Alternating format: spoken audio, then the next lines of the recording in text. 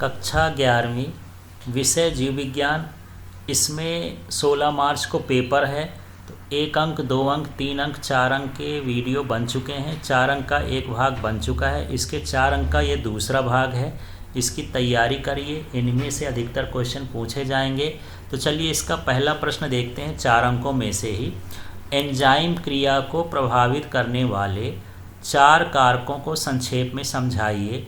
तो यहाँ तो कई कारक हैं, जब परीक्षा में आएगा तो कोई भी 4 कारक आप लिख देंगे। तो ये प्रकीर्णन की सांद्रता, प्रकीर्णन माने एंजाइम की सांद्रता। तो एक निश्चित सीमा तक एंजाइम की सांद्रता बढ़ाने पर रासायनिक क्रिया की दर बढ़ती है। फिर है पदार्थ की सांद्रता। पदार्थ की सांद्रता एक सीमा तक बढ़ाने पर रासायनिक क्रिया की दर बढ़ती है। रासायनिक का मतलब यहाँ जैव रासायनिक क्रिया से है। इसके बाद है पीएच सांद्रता। तो प्रत्येक एंजाइम, आप प्रकीर्णन न लिख करके आप यहाँ एंजाइम भी लिख सकते हैं। प्रत्येक एंजाइम एक निश्चित पीएच पर कार्य करता है। इसका कारण पीएच बढ़ाने पर या घटाने पर एक सीमा तक रासायनिक क्रिया की दर बढ़ती है या घटती है। इसके बाद है तापक्रम। तो प्रत्येक एंजाइम एक निश्चित ताप पर कार्य करता है। इससे कम या इससे अधिक ताप करने पर रासायनिक क्रिया की दर क्या हो जाती है? बढ़ जाती है। फिर है निरोधक। कुछ कार्बनिक तथा कुछ अकार्बनिक रसायन भी एंजाइम की क्रियाविधि को कम कर देते हैं। इन्हें एंजाइम निरोधक कहा जाता है। इसके बाद है सक्रिय कारक। तो वे पदार्थ जो एंजाइमों की क्रिया को बढ़ा देते हैं उन्हें सक्रिय कारक कहते हैं। ये निरोधक का उल्टा ही है। यहाँ पर जो निरोधक होता है वह एंजाइम की क्रिया को घटा देते हैं, उन्हें निरोधक कहते हैं। और जो एंजाइम की क्रिया को बढ़ा देते हैं उन्हें क्या कहते हैं? सक्रिय कारक। फिर ये उत्पाद की सांद्रता है। तो यदि जैव रासायनिक क्रिया में बनने वाले उत्पादों को नहीं हटाया गया तो ये भी रासायनिक क्रिया के दर को घटा देते हैं। अगला प्रश्न है समसूत्री एवं अर्धसूत्री विभाजन में प्रमुख अंतरों को सूचीबद्ध करिए। तो इसको ध्यान से देखिए। समसूत्री विभाजन, अर्धसूत्री विभाजन, कुछ इसमें सामान्य अंतर है, उनको देखते हैं। यह विभाजन कायिक कोशिकाओं में होता है, यह विभाजन जनन कोशिकाओं में होता है। इसके द्वारा 2 संतति कोशिकाएं बनती हैं समसूत्री विभाजन में। इसके द्वारा 4 कोशिकाएं बनती हैं। इस विभाजन में कम समय लगता है और एक ही बार में पूरा हो जाता है। इसमें अधिक समय लगता है और यह 2 चरणों में पूरा होता है। अब दोनों की प्रोफेज अवस्था को देख लेते हैं। यह थोड़े समय तक रहती है अर्धसूत्री में, यह समसूत्री में यह लंबे समय तक रहती है। इसमें जीन विनिमय नहीं होता है, इसमें जीन का विनिमय होता है। इसमें उपअवस्थाएं नहीं होती हैं, इसमें 5 उपअवस्थाएं होती हैं। तो इसमें देखते हैं फिर हम मेटाफेज स्थिति में क्या अंतर है। इसमें सेंट्रोमियर विभाजित होता है। इसकी प्रथम अवस्था में सेंट्रोमियर विभाजित नहीं होता है। सेंट्रोमियर मध्य रेखा की ओर तथा भुजाएं ध्रुवों की ओर झुकी होती हैं। सेंट्रोमियर ध्रुवों की ओर और भुजाएं मध्य रेखा की ओर झुकी होती हैं, इसी का उल्टा है। फिर अगला है एनोफेज। तो एनोफेज में देख लेते हैं क्या अंतर है। एक गुणसूत्र का एक अर्ध गुणसूत्र एक ध्रुव की ओर होता है, दूसरा दूसरे ध्रुव की ओर चला जाता है। एनाफेज 1 में पूरा गुणसूत्र ध्रुवों की ओर हो जाता है, जबकि एनाफेज सेकंड में गति समसूत्री एनाफेज के समान होती है। इसके बाद यहाँ पर टीलोफेज की बात करते हैं। तो संतति कोशिका में गुणसूत्रों की संख्या जनक के होती है, संतति कोशिकाओं में गुणसूत्रों की संख्या जनकों की आधी होती है।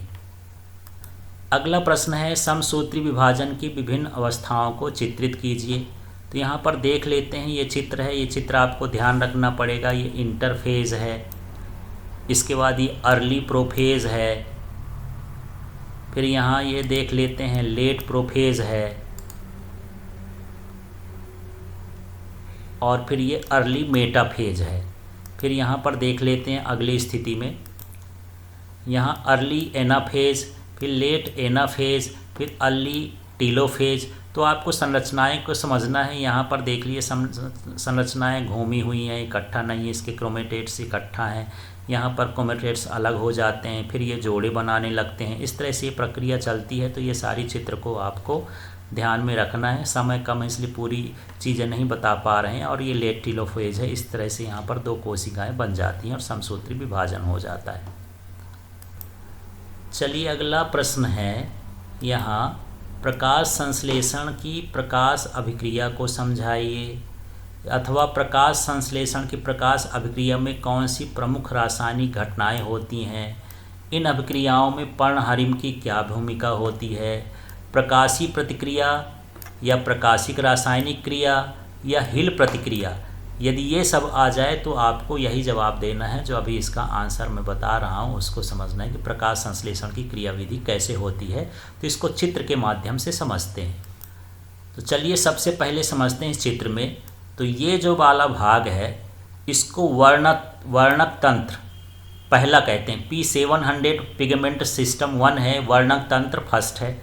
तो इसमें क्या होता है, ये 700 नैनोमीटर से कम या अधिक के तरंग दैर्ध्यों को अवशोषित कर सकता है। तो ये 4 फोटानों को अवशोषित करता है और जिससे ये 4 इलेक्ट्रॉनों को उत्सर्जित करता है। ये 4 इलेक्ट्रॉन ये इसके क्लोरोफिल में पहुंचते हैं और फिर ये 4 इलेक्ट्रॉन फेरोडॉक्सिन में पहुंचते हैं। अब ये एफडी का मतलब फेरोडॉक्सिन है। अब यह जब फेरोडॉक्सिन में पहुंचते हैं तो यहाँ क्या करता है, जो इसमें एडीपी होता है उसमें से एक फास्फेट को मिला करके ये एटीपी ऊर्जा को बना देता है। अब ये जो ऊर्जा बनने के बाद फिर इसमें से 4 इलेक्ट्रॉन जो निकलते हैं ये साइटो में ये B6 में चले जाते हैं, फिर ये साइटोक्रोम B6 में जाते हैं, फिर ये 4 इलेक्ट्रॉन साइटोक्रोम F में चले जाते हैं, फिर ये प्लास्टोसाइनिन में चले जाते हैं और प्लास्टोसाइनिन से फिर इसी सिस्टम में वापस हो जाते हैं ये 4 इलेक्ट्रॉन। तो इस तरह से यहाँ पर हम देख रहे हैं कि 4 इलेक्ट्रॉन जो यहाँ से निकले ये वापस होकर के इसी में पुनः आ गए। इसलिए इसको हम बोलते हैं चक्रीय प्रकाशीय अभिक्रिया या फास्फोरिलेशन, फोटोफास्फोरिलेशन है। ये साइक्लिक चक्रीय फोटोफास्फोरिलेशन की अभिक्रिया होती है। तो चलिए दोबारा से समझते हैं। सबसे पहले वर्णक तंत्र फर्स्ट की बात करते हैं या 700 की बात करते हैं। तो ये वर्णक तंत्र क्या होता है, जो 700 नैनोमीटर से कम या अधिक के तरंग दैर्ध्यों को अवशोषित कर सकता है, उसे हम वर्णक तंत्र पहला कहते हैं। अब इससे एटीपी का निर्माण कैसे होता है ये समझना है। पत्ती के अंदर प्रकाश संश्लेषण क्या करता है, एटीपी का निर्माण करता है। तो किस किस तरीके से करता है, तो ये सबसे पहले प्रकाश से जो वर्णक तंत्र है ये 4 फोटानों को अवशोषित कर लेता है। 4 फोटानों के अवशोषित करने से ये 4 इलेक्ट्रॉन यहाँ निकलते हैं और ये 4 इलेक्ट्रॉन इस तरह से यहाँ पर ये फेराडॉक्सिन में पहुँच चले जाते हैं। अब जैसे फेराडॉक्सिन में चले जाते हैं तो यहाँ पर जो एडीपी होता है वो किस में बदल जाता है, एटीपी में बदलता है। फिर ये 4 इलेक्ट्रॉन जो है साइटोक्रोम B6 में पहुँचते हैं और जैसे साइटोक्रोम B6 में पहुँचते हैं यहाँ भी क्या होता है, एडीपी किस में बदल जाता है, एटीपी में बदल जाता है। फिर ये 4 इलेक्ट्रॉन साइटोक्रोम F में पहुँचते हैं और फिर ये प्लास्टोसाइनिन में पहुँच जाते हैं और प्लास्टोसाइनिन में पहुँचने के बाद पुनः ये जो है अपने वर्णक में ही वर्णक तंत्र फर्स्ट में वापस आ जाते हैं। तो ये जो पूरी प्रक्रिया है ये चक्रीय है, साइक्लिक है, इसलिए इसको हम बोलते हैं चक्रीय फोटोफास्फोरिलेशन। इसके साथ ही दूसरी क्रिया भी चलती है जो वर्णक तंत्र सेकेंड में चलती है। इसमें जो है 680 तरंग दैर्ध्य से अधिक के प्रकाश का ही अवशोषण होता है। तो इसमें देख लेते हैं। तो इसमें जब 680 से अधिक प्रकाश की तरंग दैर्ध्य वाले फोटान आपतित होते हैं या अवशोषित होते हैं तो इससे 4 इलेक्ट्रॉन उत्पन्न होते हैं। अब ये जो 4 इलेक्ट्रॉन उत्पन्न होते हैं तो यहाँ पर जो है ये साइटोक्रोम B में चले जाते हैं और साइटोक्रोम B में जाने के बाद ये प्लास्टोक्यूनिन में जाकर के एडीपी से एटीपी में बदल देते हैं और ये 4 इलेक्ट्रॉन यहाँ समाप्त हो जाते हैं।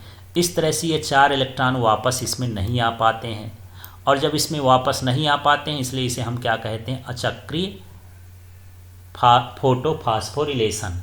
लेकिन फिर ये 4 इलेक्ट्रॉन इसको प्राप्त कहाँ से होते हैं, तो यहाँ पर देख देते हैं। यहाँ पर ये जो NADP होता है, जो शुरू में वर्णक तंत्र फर्स्ट से ये 4 इलेक्ट्रॉन निकल के जा रहे थे, ये इनका जो है विघटन होता है जल का और जल के विघटन के कारण ये इस तरह से यहाँ पर NADPH2 बना देते हैं और ये पुनः इनको जो है 4 इलेक्ट्रॉन इस तरह से दूसरे प्रोसेस से प्राप्त होता है।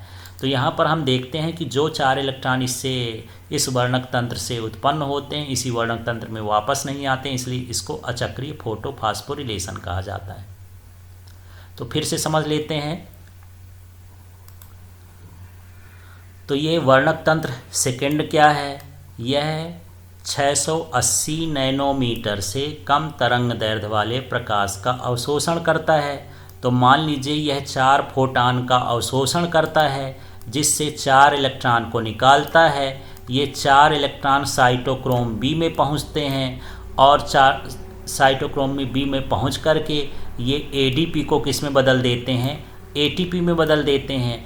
और इस तरह से ये फिर 4 इलेक्ट्रॉन साइटोक्रोम एफ में जाते हैं, फिर ये साइटोकाइनिन में जा कर के ये जो है वर्णक तंत्र प्रथम में पहुंच जाते हैं। और इसके बाद जब वर्णक तंत्र प्रथम में पहुंचते हैं तो फिर से देख लीजिए ये फिर फेराडॉक्सिन के पास पहुंचते हैं, फिर ये एनएडीपी एंजाइम की उपस्थिति में इसको फेराडॉक्सिन को NADP+ में बदल देते हैं। फिर ये NADP+ जो है जब जल का अपघटन होता है तो वहाँ से इसको हाइड्रोजन मिलता है जल अपघटन से, तो ये NADPH2 का निर्माण कर देते हैं और इस हाइड्रोजन के जल अपघटन से 4 इलेक्ट्रॉन निकलते हैं जो इसे प्राप्त हो जाते हैं।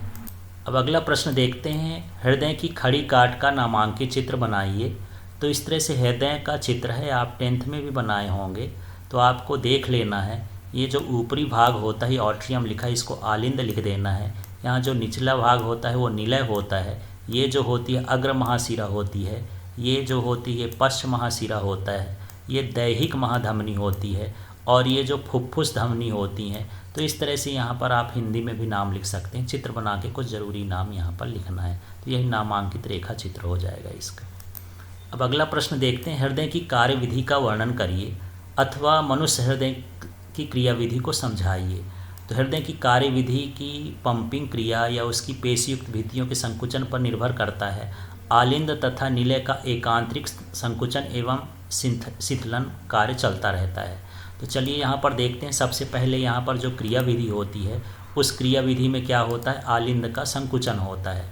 तो हृदय में संकुचन एवं शिथिलन का कार्य दाएं आलिंद के भीतरी दीवार पर स्थित साइनो ऑरिकुलर नोड ऐसे नोड से प्रारंभ होता है।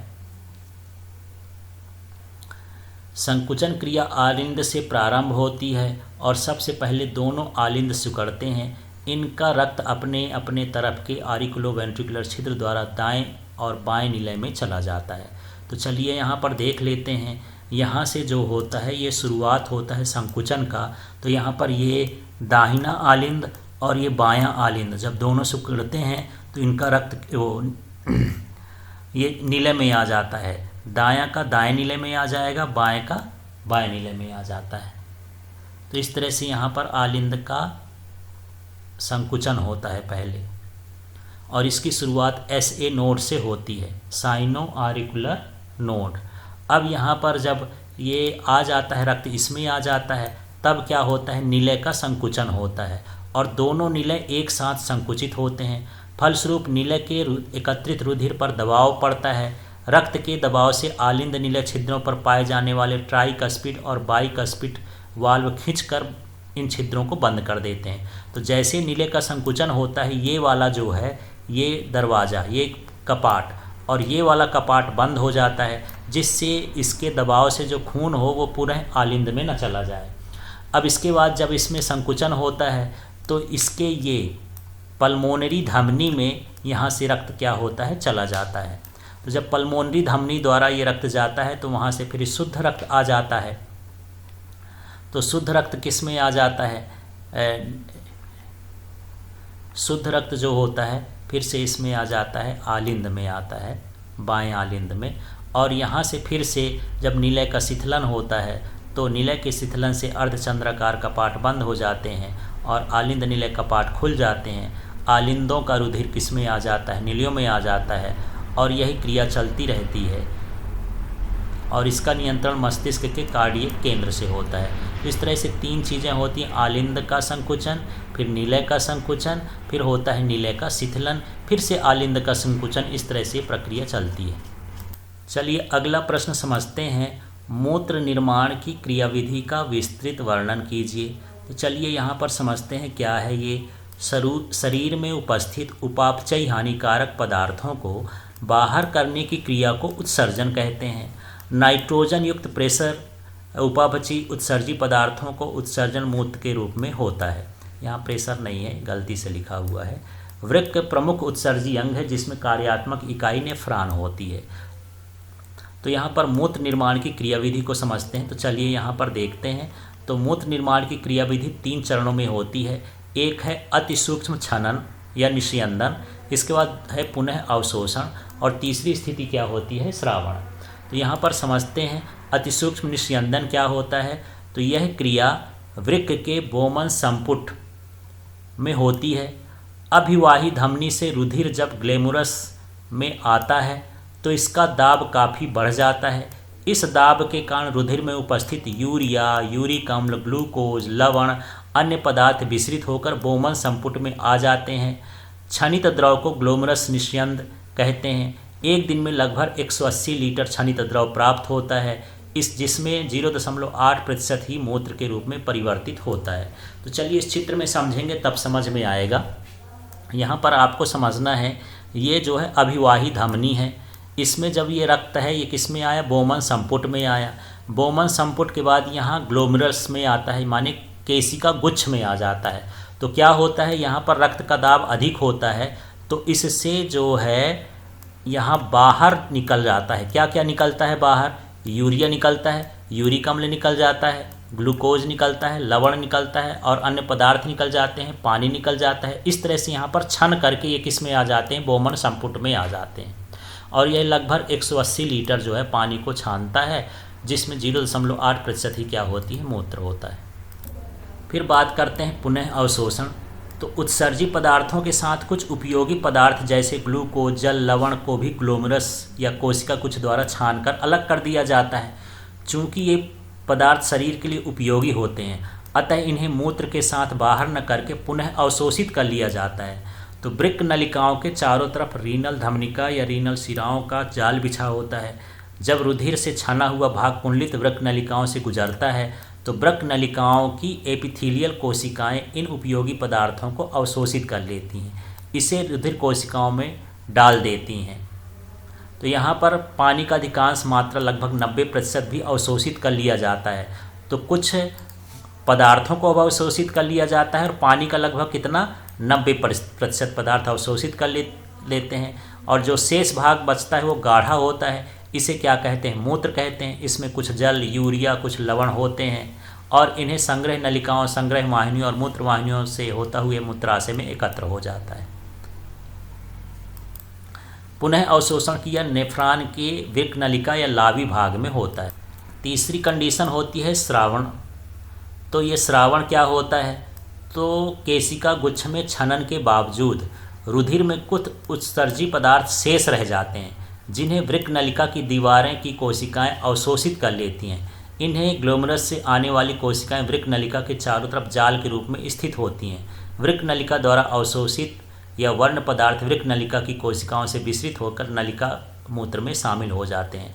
तो श्रावण में क्या होता है कि यदि कुछ शेष रह गया है दोबारा से उन नलिकाओं में, तो ये जाल बिछा होता है वृक्क नलिकाओं का रुधिर वाहिनियों के चारों तरफ, तो उनसे ये पुनः जो है उन उत्सर्जी पदार्थों को अवशोषित कर लेती है। तो इसे हम क्या कहते हैं, श्रावण कहते हैं। चलिए अगला प्रश्न देखते हैं। अगला प्रश्न है न्यूरॉन का नामांकित चित्र बनाइए। तो यहाँ पर ये न्यूरॉन बना है, तो न्यूरॉन का ये नामांकित चित्र है। तो इसमें ये जो संरचना निकली डेंड्रान्स कहला गए, और इसके बाद ये इसके अंदर जो द्रव भरा है वो साइटोप्लाज्म कहला गया। अब यहाँ पर ये न्यूक्लियस इसका केंद्रक कहला गया। अब इसमें जो बीच का ये लंबा सिरा होता है इसको क्या कहते हैं, एक्सान कहते हैं। इसके चारों तरफ जो आवरण होता है एक्सान को, उसको क्या बोलते हैं, न्यूरिलेमा बोलते हैं। और यहाँ पर ये जो आवरण होता है उसको माइलिन सीट भी कहा जाता है। और कभी कभी इन माइलिन सीट में ये भी पाए जाते हैं न्यूक्लियस। और जो अंतिम सिरा या छोर होता है उसको नोड ऑफ रेनवीर कहते हैं। और इस तरह से यहाँ पर ये न्यूरॉन का नामांकित चित्र है। इस तरह से आपको चित्र बना कर के कुछ चीज़ों का नाम लिख देना है।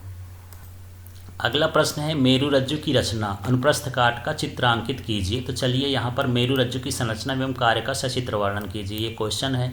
तो यह मस्तिष्क का पिछला हिस्सा है जो पतली रस्सी के समान कशेरुक दंड के अंतिम सिरे तक फैला रहता है। मेरुरज्जु खोखली बेलनाकार पृष्ठ और प्रतिपृष्ठ सतह पर चपटी होती है। जैसे मेरुरज्जु होती है तो इस तरह से ये दो सतह होती है। तो ऊपर की सतह भी चपटी होती है, इसको पृष्ठ बोलते हैं, और जो नीचे की सतह होती है उसको क्या बोलते हैं, प्रतिपृष्ठ बोलते हैं। और ये रस्सी के समान एक संरचना होती है, इस तरह से आती है। और ये कहाँ से आती है, मस्तिष्क से। इसी को क्या बोला जाता है, मेरुरज्जु। अब यहाँ पर ये मध्य भाग ये केंद्रीय नाल कहलाता है। जो बीच से जाता है वो क्या कहलाया, केंद्रीय नाल कहला गया। और इसमें जो एक द्रव भरा होता है उसको बोलते हैं एपिड्यूरल गुहा बोलते हैं। और इसके बाद इसके अंदर जो है दो तरह के पदार्थ भरे होते हैं। भीतरी स्तर पर होता है ग्रे मैटर और ये माने धूसर पदार्थ, और बाहरी स्तर पर होता है वाइट मैटर मतलब सफ़ेद पदार्थ। तो इस तरह से इसकी संरचना होती है। तो चलिए अभी चित्र में आगे देख लेंगे। इसका कार्य क्या है, प्रतिवर्ती क्रियाओं का नियंत्रण व समन्वय करती है, मस्तिष्क में आने जाने वाले उद्दीपनों का संवहन करती है, तंत्रिकाओं व मस्तिष्क के मध्य संबंध बनाती है, अनैच्छिक क्रियाओं का नियंत्रण और समन्वय करती है। तो इस तरह से यहाँ पर मेरुरज्जु के इतने सारे कार्य होते हैं। अब यहाँ पर देख लेते हैं, यहाँ पर ये संरचना है। तो इस तरह की इसकी संरचना होती है ये। तो आप इसको देख सकते हैं और यहाँ पर बना सकते हैं। तो ये जो भीतर का पदार्थ होता है ये धूसर पदार्थ होता है, ग्रे मैटर। बाहर का जो पदार्थ होता है ये वाइट मैटर होता है। और इसका एक पृष्ठ होता है, तो ये बाहर का पृष्ठ और अंत्य पृष्ठ कहते हैं। इसमें ऊपरी पृष्ठ को बोलते हैं डॉर्सल फिशर, जो खाली जगह बसती है, और इसको निचले हिस्से को बोलते हैं वेंट्रल फिशर बोलते हैं। इस तरह से ये दोनों पृष्ठ ऊपर और नीचे वाले क्या होते हैं, चपटे होते हैं। तो इस तरह से इसकी संरचना है मेरुरज्जु की। आप इसको चित्र बना करके कुछ चीज़ें भर इसमें लिख दीजिएगा। तो इस तरह से यहाँ पर 4 अंक के प्रश्न समाप्त होते हैं। इनकी तैयारी करिए, परीक्षा दीजिए। Thank you.